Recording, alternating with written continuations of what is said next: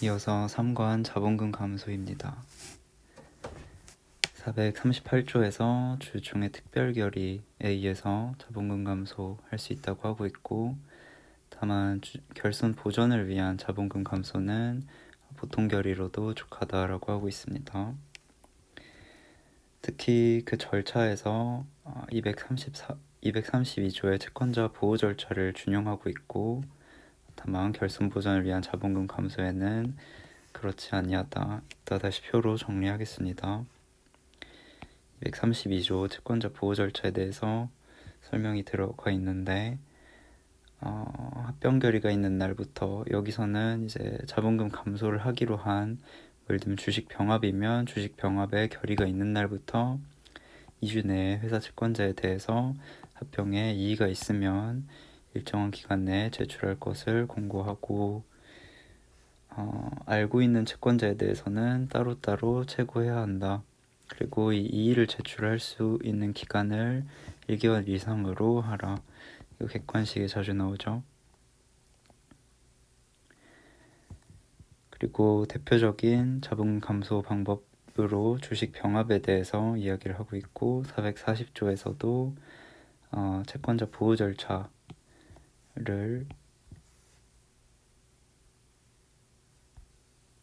440조에서는 주주가 주권을 회사에 제출할 것을 공고하고 있죠. 그 주식 병합이라는 게 두 개의 주식이 있으면 이를 합쳐서 하나의 주식으로 만드는 거니까, 이 개별 주식을 주주가 회사에 제출하면 이 합쳐진 병합된 새로운 주식을 발부해 주겠다는 거죠. 그리고 주식의 병합은 전조의 기간이 만료한 때 효력이 생긴다. 여기서 전조의 기간은 1개월 이상의 기간, 그 주권 제출 기간을 말하죠. 다시 정리를 해보면, 주주총회 특별 결의로서 주식 병합을 할 것을 결정할 수 있고, 이때는 채권자 보호 절차를 거쳐야 하고, 그리고 주주들에게는 주권을 제출할 것을 통지를 해야 하고, 주권 제출 기간이 만료한 때 주식 병합, 즉 자본금 감소의 효력이 발생한다고 할 수 있습니다. 그래서 하나씩 보겠습니다. 감자, 즉 자본금 감소 중에 먼저 결손 보전 감자와 통상 감자로 나눌 수가 있는데, 결손 보전을 위한 자본금 감소, 아까 위에서 봤지만 보통 결의로도 족하다라고 한 거죠. 자본금 계좌에 있는 돈을 결손 계좌로 가져가서 메꾸도록 하는 것이고, 그 반대는 통상의 감자, 유상 감자죠. 이거는 자본금 계좌에 있는 돈을 바로 주주에게 교부를 하겠다라고 하는 겁니다.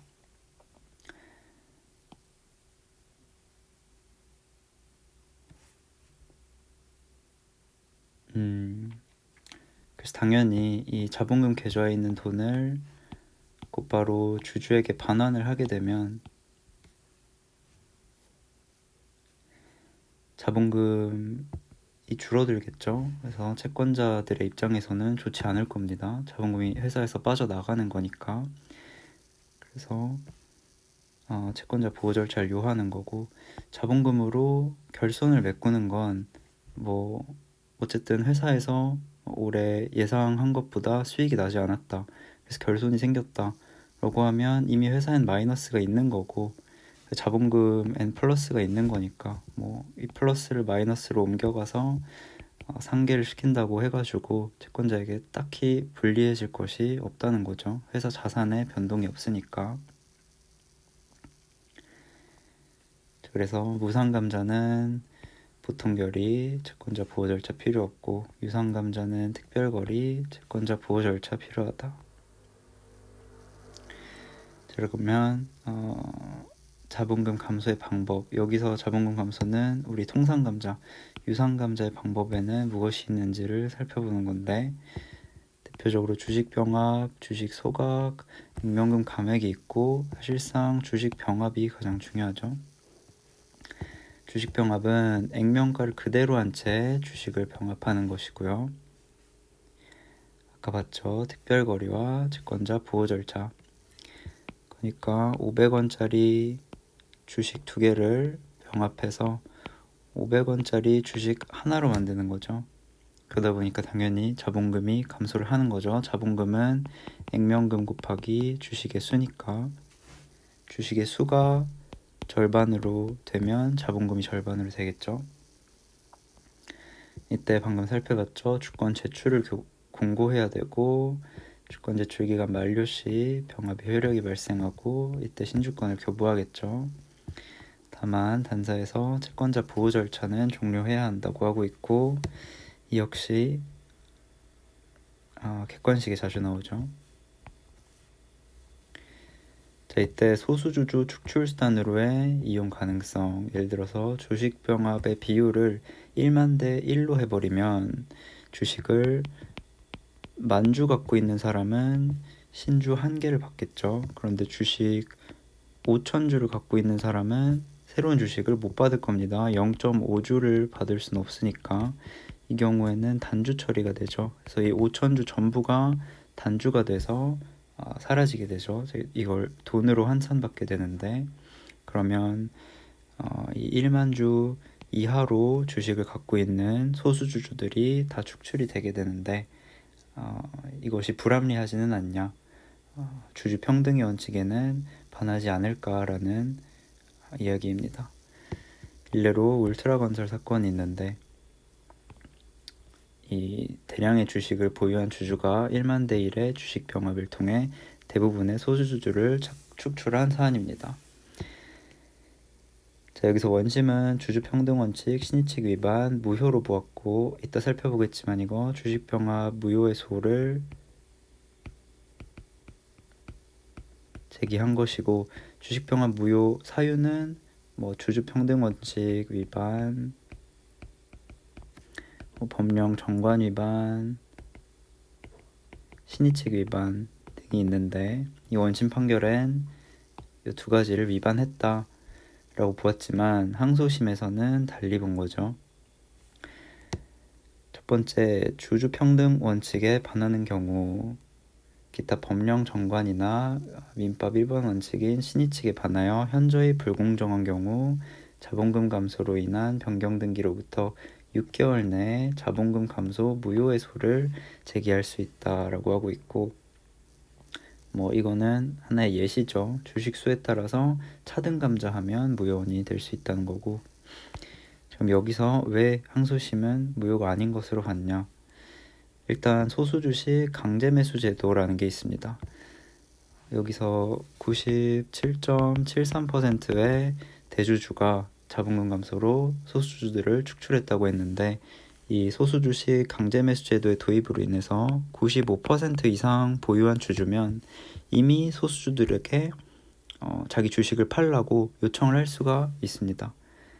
그래서 이러한 소수주주 축출 수단을 입법화하고 있기 때문에 다른 방법을 통해서 이것과 동일한 효과를 갖는, 즉 소수주주 축출이라는 동일한 효과를 다른 방법으로 하는 것은 엄격한 요건 하에서만 인정될 수 있다 라는 건데 방금 이 사례에서 주식병합을 하고 1만 주 이하의 단주를 처리하는 그런 방법을 사용하기 위해서는 법원의 허가도 얻어야 하고 이 과정에서 단주금액의 적정성 판단도 이루어져야 하기 때문에 우리 소수주식 강제매수 제도와 굉장히 절차적으로 유사하다. 그래서 강제매수가 아니라 주식 병합의 방법을 사용했다 하더라도 엄격히 따진다고 하더라도 무효로 보기는 힘들다 라고 하는 것이고 또 다른 근거로 대다수의 소수주주들이 찬성을 했다. The majority of minority 찬성을 했다라고 해서 주주평등 원칙 위반이 없다라고 하고 있습니다. 신주의 양도 나중에 보시고 종류주주총회 같은 경우에는 주주총회를 거쳐야 하는 사안에서는 만약에 이것이 종류주주에게 해로울 위험이 있다면 종류주주는 항상 거쳐야 하는 거죠. 그래서 주식 병합이라고 해서 달리 보지 않고 액면봉합은 아까 우리가 500원짜리 주식 두 개를 합쳐서 하나의 500원짜리 주식으로 하는 게 주식 병합이었다면, 액면병합은 이 액면가를 합친 1000원짜리 주식으로 병합을 하는 것이죠. 그래서 500원짜리 두 개를 1000원짜리 하나로 바꾸는 거랑 같으니까 자본금 감소에도 해당하지 않고 채권자를 보호할 필요도 없겠죠. 다만 이 액면가라는 게 우리 정관에 명시된 사항이기 때문에 정관 변경에 해당하고, 정관 변경에 해당해서 주총 특별 결의는 요한다라는 겁니다. 다만 만약에 이 과정에서 절차적인 하자 혹은 내용의 하자가 있었다. 그럼 그 하자를 주장하는 방식은 주총 특별 결의에 모요를 묻거나 할 수도 있겠지만, 법률관계의 신속한 확정을 위해 445조 자본금 감소 무효해소를 유추 적용하고 있다. 그다음에 주식 소각이 있는데 객관식만 있으니까 나중에 보시면 되고, 이게 정리가 되어 있죠. 통상의 감자, 유상 감자는 주총 특별 결의와 채권자 보호 절차를 요한다. 책임 재산이 감소하기 때문에.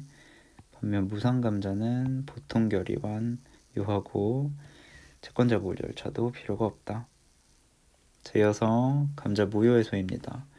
주주의사 감사 혹은 채권자가 변경 등기일로부터 6개월 내 제소, 소만으로 주장을 할 수가 있고요. 다만 주총 결의에 하자가 있는 경우 자본금 감소의 효력 발생 전에는 주총 결의로 인하고 효력 발생 후에는 감자 무효해소에 의한다. 우리가 여러 번 봤었던 흡수설과 유사한 논의가 되겠죠. 원고 승소 판결은 이거 소급표가 있는 아이죠. 패소 판결은 당연히 대세효가 없고, 그래서 소주는 감자로, 우리 소급표가 있는 회사 소송은 주총 결의 무효해소와 감자 무효해소밖에 없다는 거, 객관식에 또 자주 나오죠.